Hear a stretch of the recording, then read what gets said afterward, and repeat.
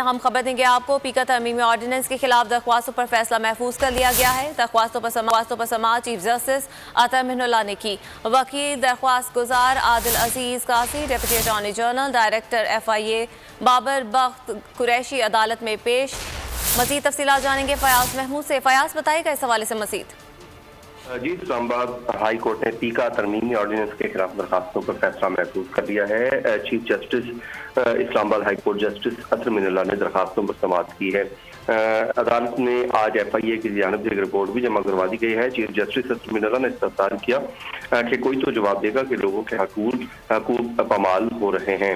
عدالت کے سامنے SOPs رکھے اور ان کو ہی پامال بھی کیا گیا۔ اور یہ بھی عدالت کی جانب سے کہا گیا ہے کہ آپ نے SOPs کی پامالی کی اور وہ سیکشن لگائے جو لگتے ہی نہیں، صرف اس لیے لگائے گئے تاکہ عدالت سے بچا جا سکے۔